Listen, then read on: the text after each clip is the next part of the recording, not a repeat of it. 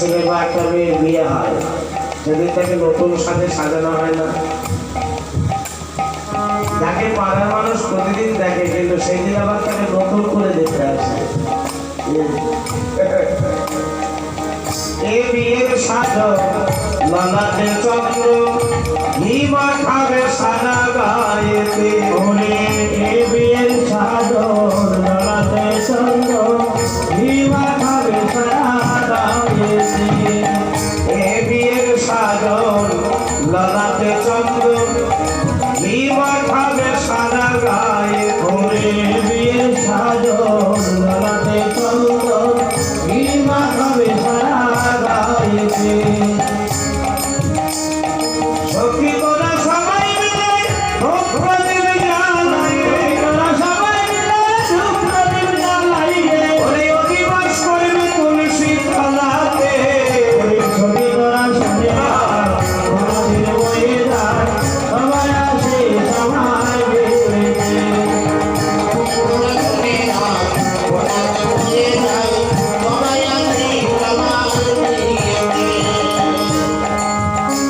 ওরে সখী তোরা সবাই মিলে আমার যত্ন করে তুলে দিবি কাঁচা বাঁশের পালকিতে। ওরে সখী তোরা যত্ন করে আমার সবাই মিলে তুলে দিবি কাঁচা বাঁশের পালকিতে।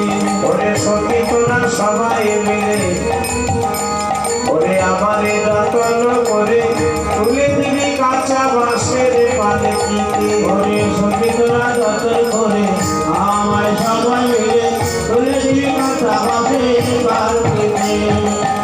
একটা মেয়েদের বাড়ি থেকে স্বামীর বাড়ি যায়, মামার বাড়ি যতগুলো মানুষ আছে তারা সবাই পাবে, কাঁদে না? ব্যাপারটা আমরা বুঝতে পারবো না, যদি তোমরা ভালো জানো।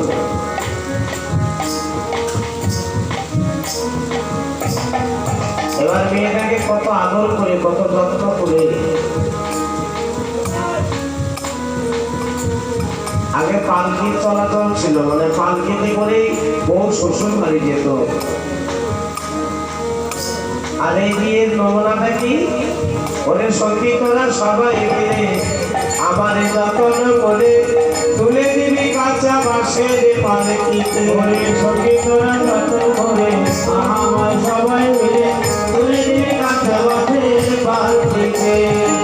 এটা বিয়ের পরে স্বামীর বাড়ি গেলে হবে ফুল সজ্জা, তাই তো? ওরে হরি হরি লজ্জা হবে ফুল সজ্জা, হরি হরি লজ্জা হবে ফুল সজ্জা, আগুনের ঘেরা বাসর ঘরেতে।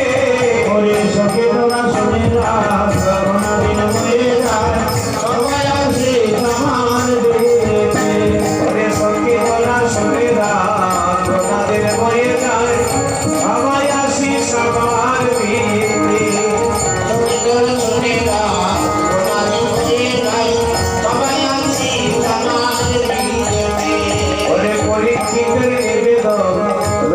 সবার নিমন্ত্রণ, সবাই আসি সবার বিয়েতে। ওরে পরীক্ষাতে নিবেদন, সবার নিমন্ত্রণ, সবাই আসি সবার বিয়েতে। হরি হরি লজ্জা হবে ফুল সজ্জা, হরি লজ্জা হবে ফুল সজ্জা, আগুনের ঘেরা বাসর ঘরেতে। সখী তোরা শুনে রাখ, ঘনা দিন হয়ে যায়, সবাই আসি সবার বিয়েতে। ওরে সখী তোরা শুনে রাখ, ঘনা দিন হয়ে যায়, সবাই আসি সবার বিয়েতে।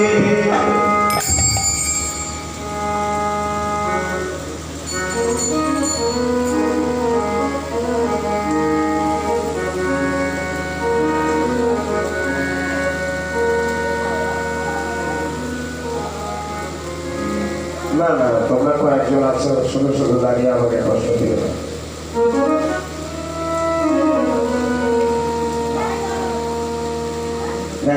কয়েকজন বসে আছো, আমি কিন্তু ঝিমানো গান করছি না। মানে তোমরা যখন একটু ঘুমাতে যাচ্ছ মাথার উপরে তখনই ওষুধ দেওয়া হয়।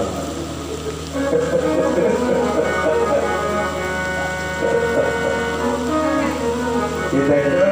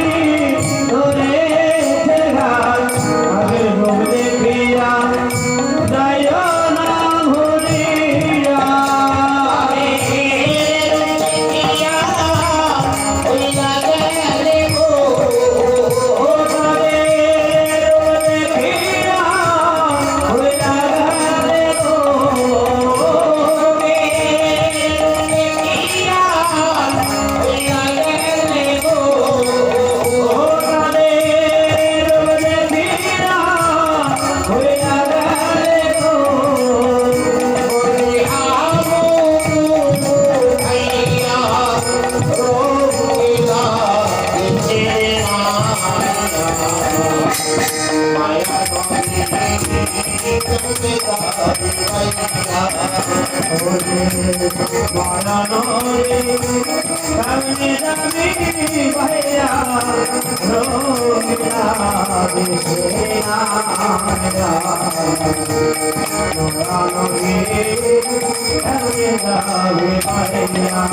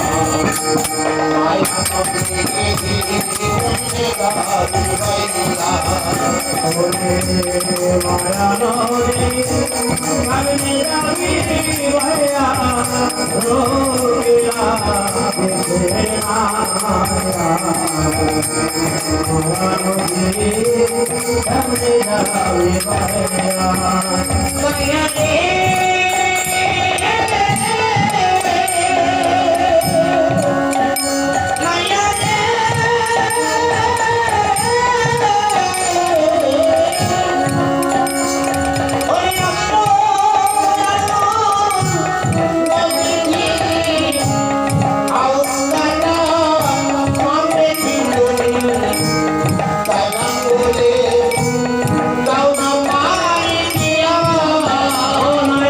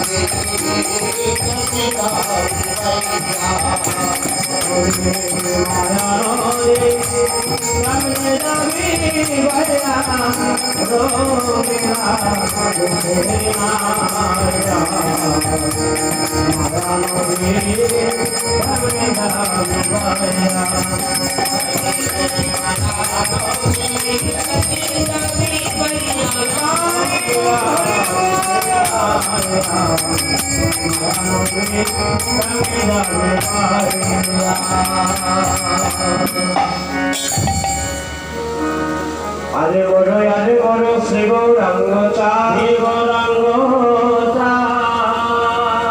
এই যে গৌরপাল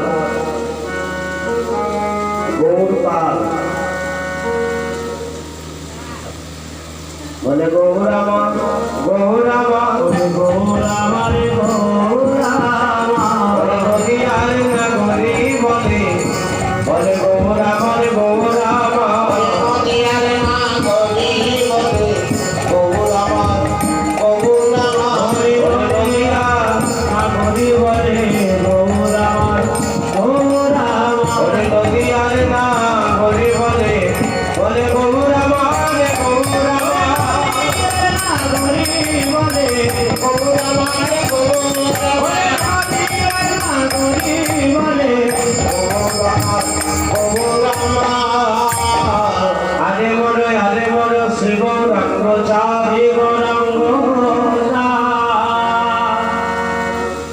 অখিল জীবের মনন চনপা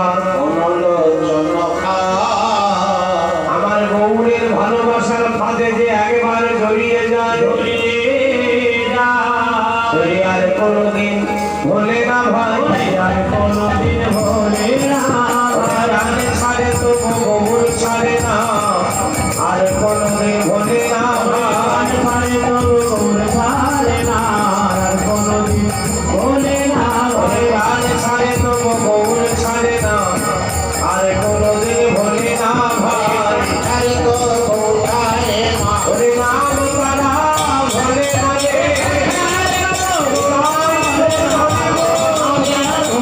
না রে ভোলে না রে ভোলে না রে অখিল জীবের মনন চনপা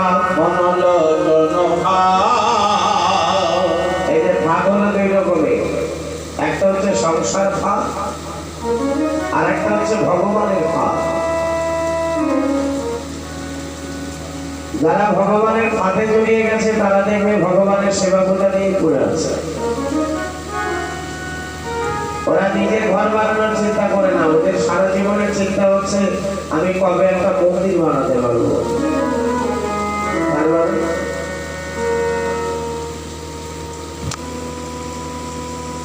সাধুর চিন্তা গয়াকাশী, ফকিরের চিন্তা মক্কা, শিশুর চিন্তা মামা, আর বড় লোকের চিন্তা হচ্ছে টাকার উপরে ধাক্কা। তার মানে টাকা তার আছে, এক জায়গায় 99,000 আছে আর 1,000 আমার লাগে, তাহলে কথা হবে। এটা হলো বিষয়ী মানুষের চিন্তাধারা। আর একটা শিশু যদি মামা করে কাঁদে, আচ্ছা তাকে যদি 1 বস্তা সোনা দেওয়া যায়, সে মামা করে কাঁদা বন্ধ করবে? তার মানে তখন ওর সোনা দরকার নেই, টাকা পয়সা দরকার নেই, ওর শুধু মা দরকার।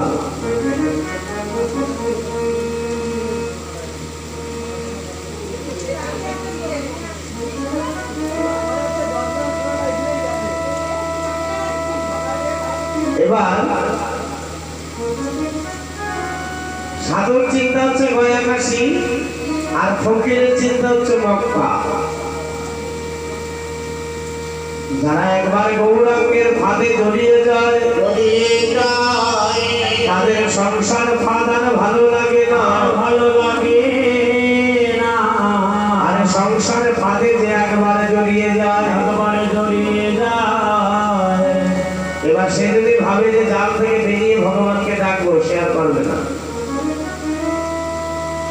যত দিন যাবে ততই যেন জালের ফাঁকায় জড়িয়ে যাবে ঘুরে যাবে বলে মায়া জ্বালা ছিড়বে না ভাই ওরে মায়া জ্বালায় ছিড়বে না ভাই ওরে মায়া জাল ছিড়বে না ভাই জাল ছিড়বে না ভাই দিন যতবারে জালবারে মায়া জাল ছিড়বে না ভাই যতবারে জানো বারে মায়া জ্বালায় ছিড়বে না ভাই ওরে দিন যতবারে জালবারে মায়া জাল ছিড়বে না ভাই যতবারে জাল বারে ওরে কোনো কৃপা না হইলে যতবারে জানো বারে কৃপা না হইলে যতবারে জানো বারে থাকবে না ভাই আজ প্রভু আমার কাঁদিয়া কহয়ে মন আরে কাদিয়া কায়ে ওরে ধিপি মন বুদ্ধি গো। কাদিয়া কায়ে জীবন বুদ্ধি গো আমি অভিমানে হারাইলাম কারো বদলে দেব মানে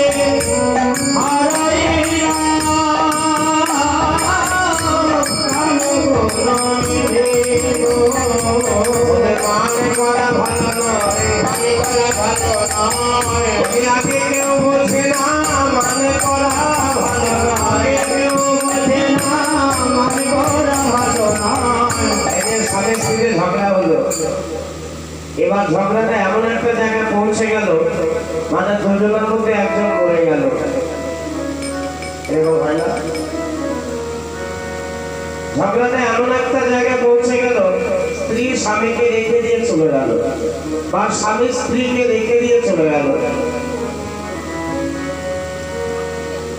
এরকম ঝগড়া ভালো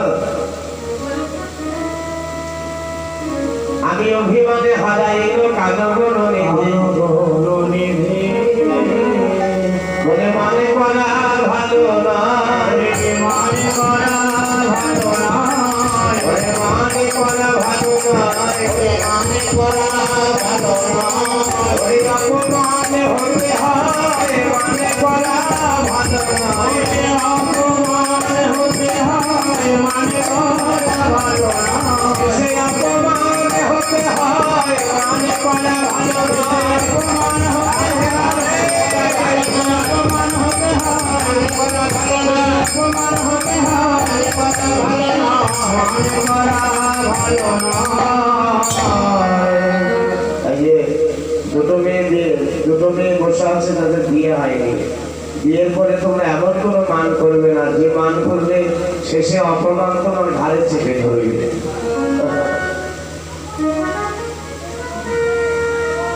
অভিমানে হারাইল আমি কানগণ নিধি কানগণ নিধি তবে অভিমানে হারাইল আমি কানগণ নিধি অনুগুণ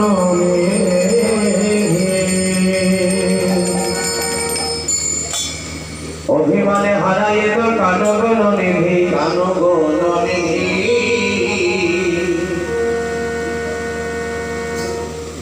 এবার এই রূপে উদ্ধারিত যত নরনারী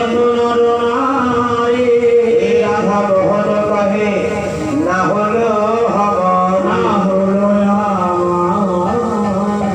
এবার চলো মধুর বৃন্দাবন ওরে কৃষ্ণ কথায় আলাপ করে চলো যাই মধুর বৃন্দাবনে কৃষ্ণ কথা মনে চলো মধুর বৃন্দাবনে এই যে ঝগড়ার পরিণাম মানে ঝগড়ার পরিণাম কি হয় আমরা আশা করবো বৃন্দাবনে গিয়ে যে রাধা গোবিন্দের ঝগড়া হলো কলহ হলো এবার তারপরে সেই ঝগড়ার পরিণামটা কি হলো রাধারানী মান করলো সে মানের পরিণামটা কি হলো আর এগুলো জানতে হলে বলে চলো সবাই বৃন্দাবনে রাধে রাধে চলো সবাই বৃন্দাবনে ওরে রাধা কৃষ্ণ বলো সবে চলো মধুর বৃন্দাবনে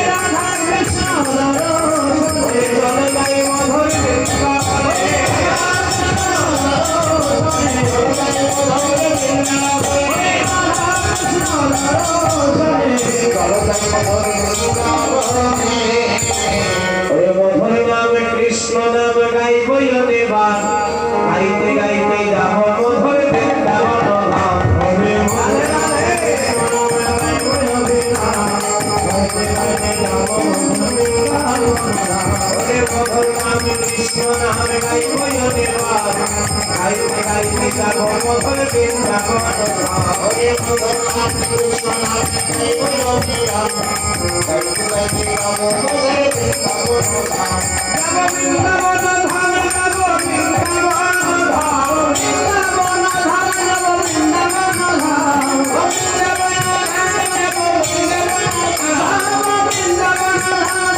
বৃন্দাবন ধাম ওরে গাইতে গাইতে যাব মধুর বৃন্দাবন ধাম ওরে মধুর নামে কৃষ্ণ নামে গাইব নির্বাণ গাইতে গাইতে যাব মধুর বৃন্দাবন ধাম ওরে মধুর নামে কৃষ্ণ নামে গাইব নির্বাণ গাইতে গাইতে যাব মধুর বৃন্দাবন ধাম ওরে মধুর নামে কৃষ্ণ নামে গাইতে গাইতে যাব মধুর বৃন্দাবন ধাম ওরে মধুর নামে কৃষ্ণ নামে গাইব নির্বাণ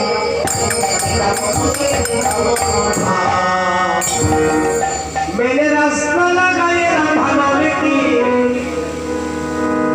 এই যে গানটার মানে কি বলতো দেখে গানটা বুঝবে না দেখবে অনেক মেয়েরা মানে ঠোঁটে লিপস্টিক না দিলে তার ভালো লাগে না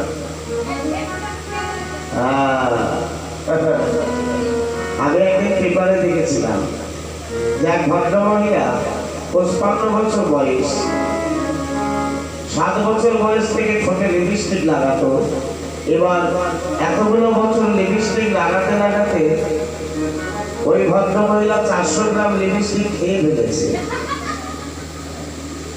তার মানে ঠোঁটে যে তোমরা লিপস্টিকটা দাও ওটা তোমাদের পেটে যায়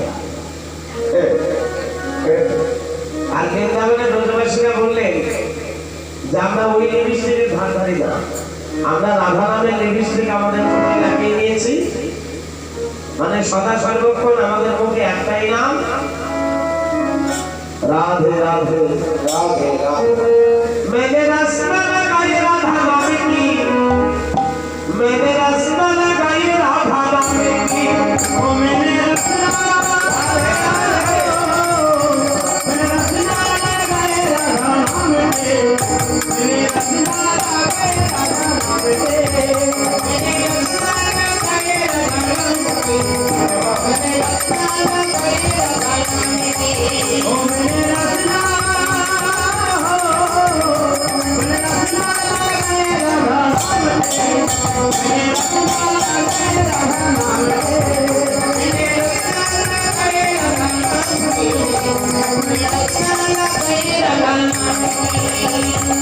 आगे बोले राधा पीछे बोले राधा पीछे बोले राधा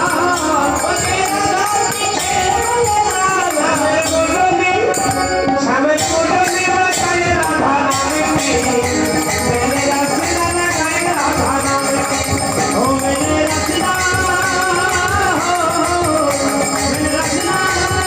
राधा नामे की मैंने रास्ता लगाए राधा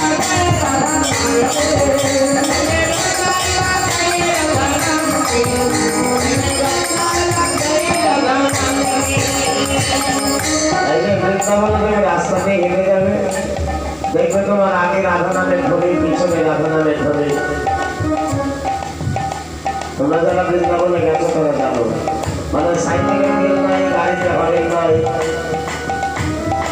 এই যে রিক্সার কোনো হরেন নেই সাইকেলে তেল নাই গাড়িতে কোনো হরেন নেই তার মানে রাধে রাধে বললে সব সাইড হয়ে যাবে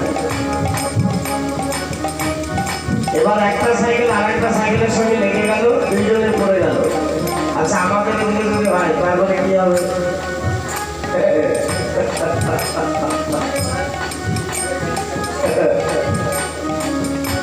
আর বৃন্দাবন কিরকম হচ্ছে মানে দুইজনে উঠে দুজন দুজনকে গড়িয়ে ধরে আলিঙ্গন করবে এবার দুজন দুজনকে রাধে রাধে করে চলে যাবে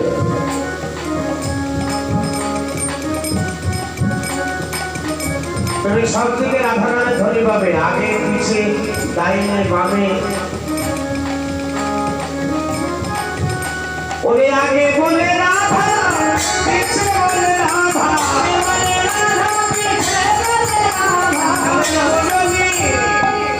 সামনে বলনি বাজায় রাধা নামে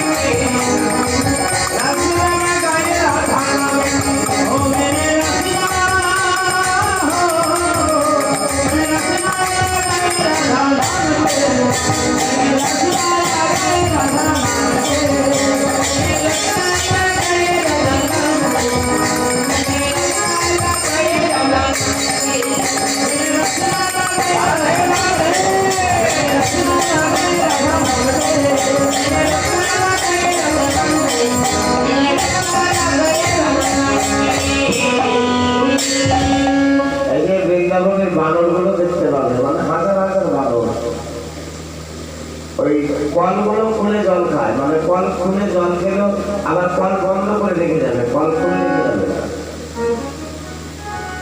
আচ্ছা, ওদেরকে কে শিখালো যে কল বন্ধ করতে হয়? তার মানে বৃন্দাবন এমন একটা জায়গা যেখানে গেলে তোমার মনটা পরিবর্তন হয়ে যাবে।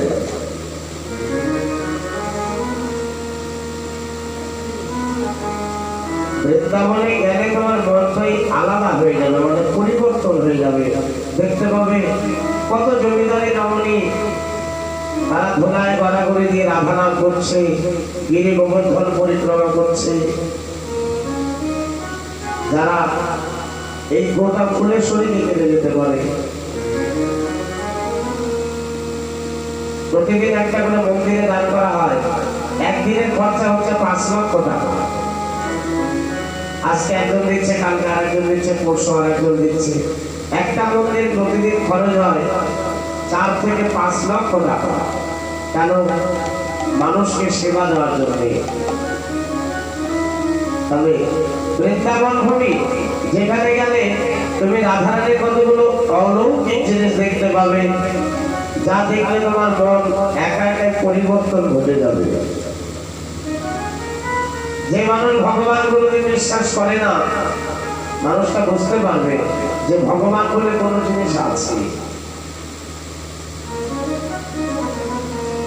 মধুময় সিংহাল বৃন্দাবনে বৃন্দাবনে ভজলা জীবনে শ্রীমতী রাধারানী রাধারানী আজ গোবিন্দ পাবার আশায় পাবার আশায় আজ সঙ্গীগানে সঙ্গে করে বনবাসী এসে কণ্ঠ সাজালো গোবিন্দ আসবে গোবিন্দ আসবে বলে। আচ্ছা, আগের পালাটা হয়ে গেছে, তোমরা আমি পালাটা শোনোনি? না, একজনও শোনোনি?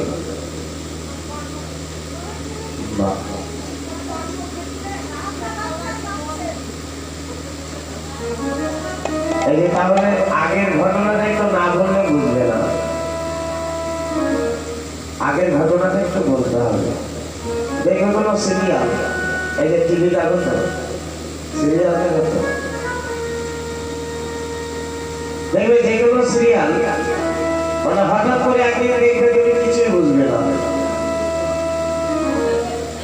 মানে হঠাৎ করে একদিন তুমি সিরিয়ালটা দেখছো, তুমি কিছু বুঝবে না। আর ওটা যদি তুমি আগে থেকে দেখে আসতে, তাহলে সমস্ত ঘটনাটা তোমার জানা থাকতো। আমার জীবনে একদিন এরকম একটা ঘটনা হয়ে গেছে। একজন আমাকে ডাক দিয়ে বাড়িতে নিয়ে গেল। এবার যে দেখি ওই বাড়ির ছেলেটা ওই টিভির সামনে বসে বসে সিরিয়াল দেখছে, হাতে তালি দিচ্ছে।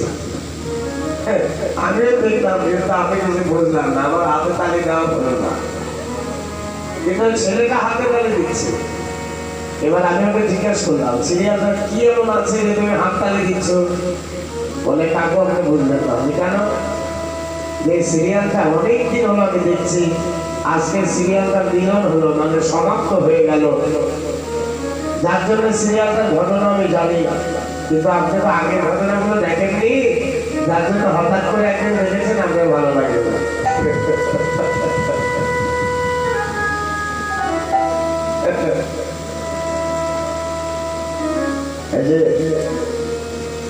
তাতে আমি বুঝলাম যে কোনো ঘটনা ওটা যদি আগে থেকে দেখা না যায়, জানা না যায়, ওই ঘটনার কিছু বোঝা যাবে না। মানে ঘটনাটা কি,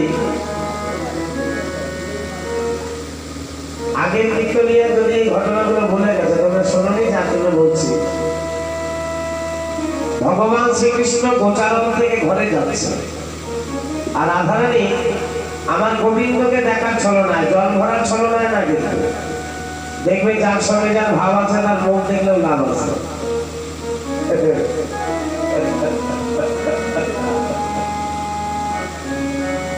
ভরা কলসির জল খালি করে রাধারানী জলের কলসি কাঁধে নিয়ে যমুনায় যাচ্ছে জল আনবার জন্য। জল আনাটা হচ্ছে উপলক্ষ, মানে রাধারানীর উদ্দেশ্য হচ্ছে যখন গোবিন্দ ঘরে যাবে আমি একটা গোবিন্দকে দেখবো। ভালোবাসা অন্য জিনিস। ভালোবাসা দুই রকমের হয়, একটা হচ্ছে স্বার্থের ভালোবাসা, যেটা আমি গতকাল বলেছি, চাওয়া পাওয়ার ভালোবাসা। ওই ভালোবাসা চিরদিন থাকে না। আর একটা ভালোবাসা নিজের মন থেকে তৈরি হয়। আর কারো মন থেকে যদি কারো উপরে ভালোবাসা জেগে যায়, জানবে মানুষটা মরে যাবে, কিন্তু এই ভালোবাসাটা ছাড়বে না। সেটা ছেলেও হতে পারে, মেয়েও হতে পারে, স্বামী হতে পারে, বাবা হতে পারে, মানে যে কোনো কারো উপরে যদি মন থেকে ভালোবাসা জাগে, ওই ভালোবাসা কেউ ছাড়াতে পারে না।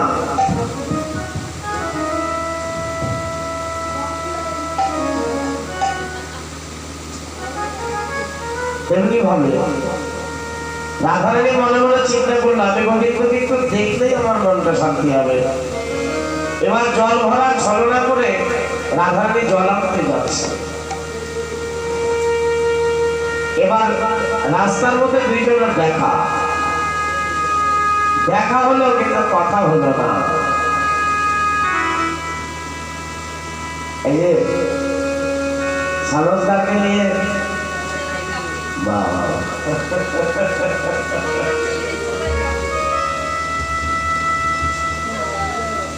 মানে হাজার হাজার মানুষের মধ্যে দেখবে ভালোবাসার মানুষ যারা, তাদের কথা হয়ে গেছে। কি কথা হয়ে গেছে? এরা কিন্তু ওরাই বুঝে গেছে। যে দেশে যাহার বাস সেই তো দেখা জানে, সত্য হতে হয় কেবল দেশ আচরণে।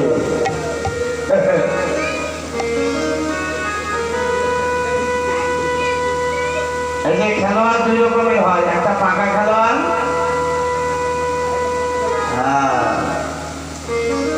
গোপনের প্রীতি গোপনে রাখিবে, সাধিবে মনের কাজ, যাইবে দক্ষিণে বলিবে পশ্চিমে, তবে তো রসিকরাজ।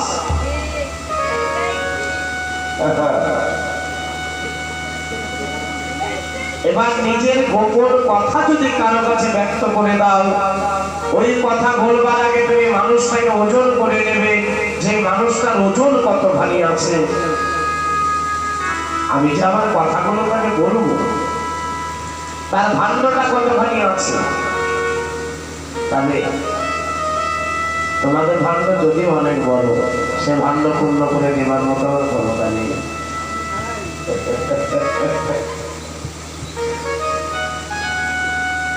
তবে যার কাছে তুমি মনের ভাষা বলবে, আগে তার সঙ্গে বেশ কিছুদিন ওঠা বসা করে মানুষটাকে ওজন করে নেবে, যে মানুষটা পাকা মানুষ না কাঁচা মানুষ। কাঁচা মানুষ যদি হয় তাহলে তোমার গোপন কথা তার কাছে বলবে না।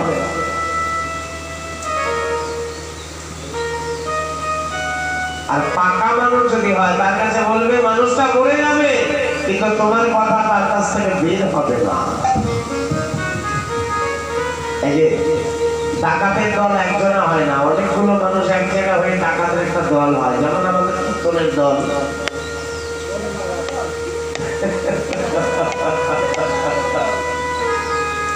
মানে এক জায়গার মানুষ কিন্তু আমার সম্প্রদায়ের মধ্যে নাই। একজন আছে ফালাকাটা, আরেকজন আছে সেই বালুরঘাট গোপালগঞ্জ, আরেকজন আছে শিলিগুড়ি, আরেকজন আছে একজিয়া শাল। মানে কত জায়গার মানুষকে ডেকে নিয়ে একটা সম্প্রদায় তৈরি করতে হয়। আর দুজনের মধ্যে একজন আমি।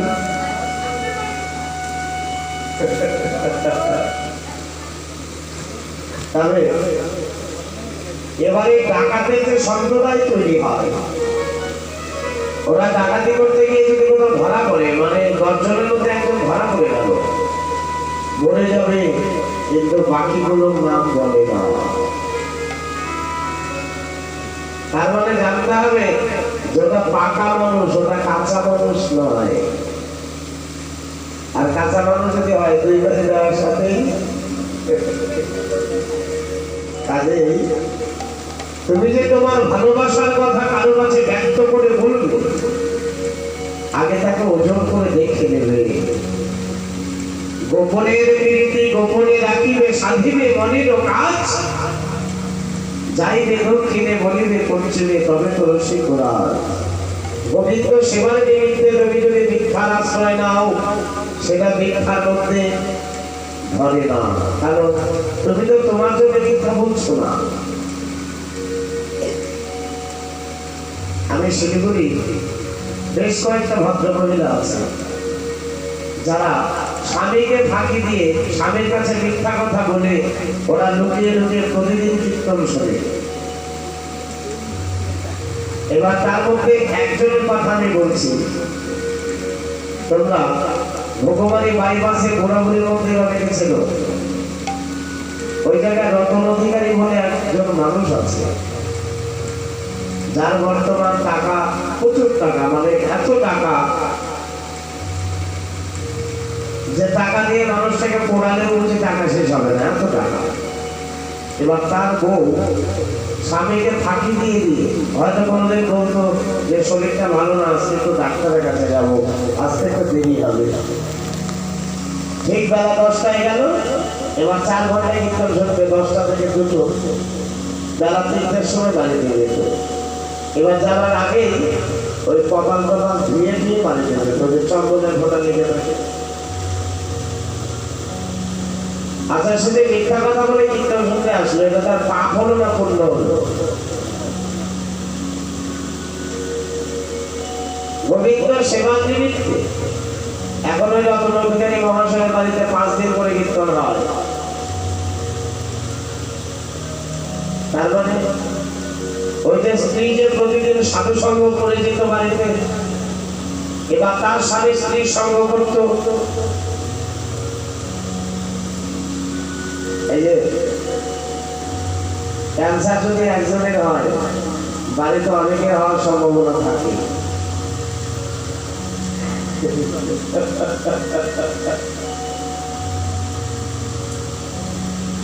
এই যে মায়ের দয়া করে, দেখবো অনেক বাড়িতে অনেকের উপরে মায়ের দয়া করে। এবার একজনের যদি হয়, ওই বাড়িতে সবার হয়।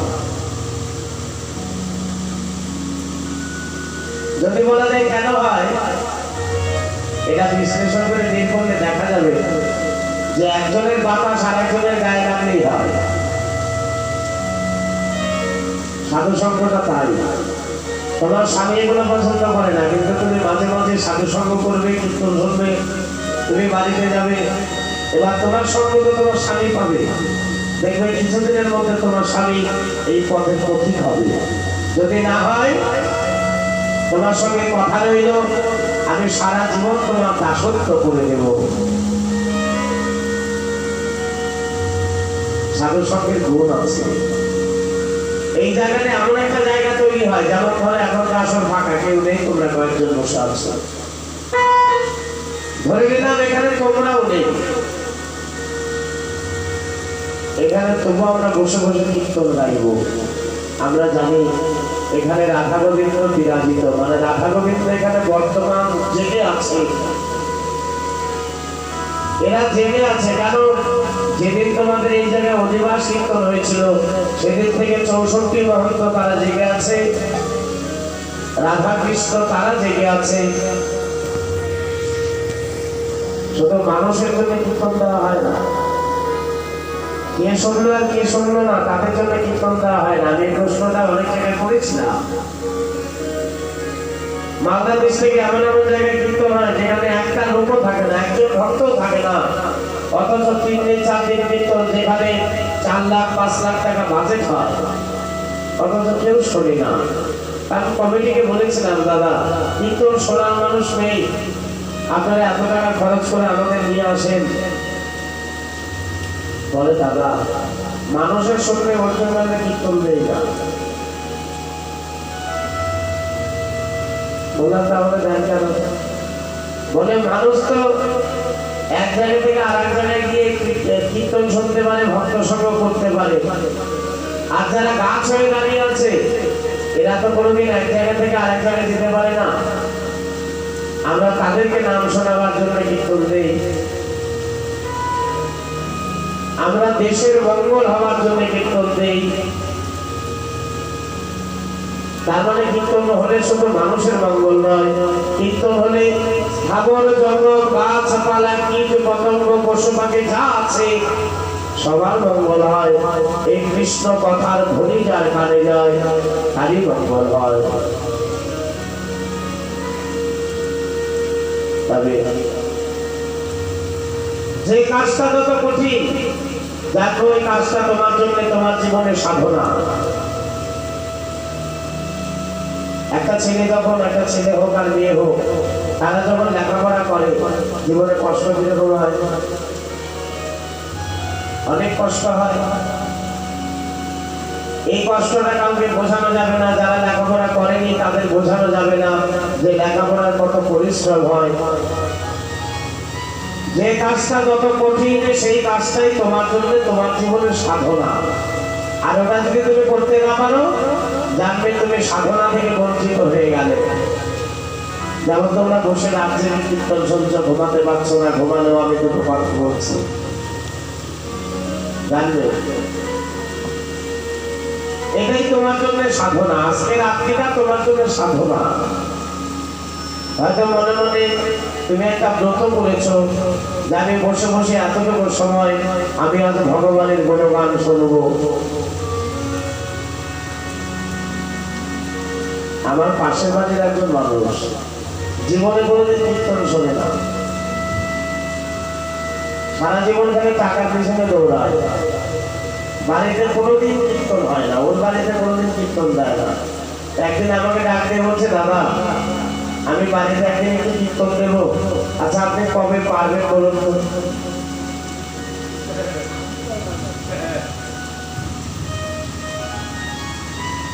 আমি বললাম যে আমার তো বেশ 15-20 দিন থাকা নেই, তবে 15-20 দিন পরে আমি করে দেব। এবার এই কথা যেদিন মানুষটা বললো, এবার তার পরের দিনে শুনলাম মানুষটার কি যেন হয়েছে, হাসপাতাল নিয়ে গেছে। এবার হাসপাতাল গেল, কিন্তু মানুষটা আর ফিরে এলো না। তার জীবনে কীর্তন দেওয়া আর হলো না, না কীর্তন শোনা হলো, না কীর্তন দেওয়া হলো। যার জন্য যা করবে তুমি কালকে করো না, তুমি আজকেই করো। কাজটা যদি ভালো হয় তাহলে কালকে করো না, আজকেই করো। আর যদি আজকে করতে চাও তাহলে এখনই করো। চোখে জল দিয়ে আসবে, রাহুল থেকে একটু জল দিয়ে একটু হাঁটাহাঁটি করো, ঘুম ভেঙে যাবে। যাও,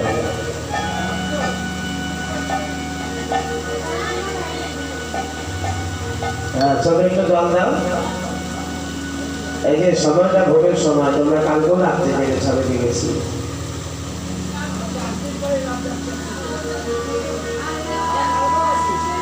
তবে দেখো আমরা আগে ভগবান পাবো না তোমরা আগে পাবে?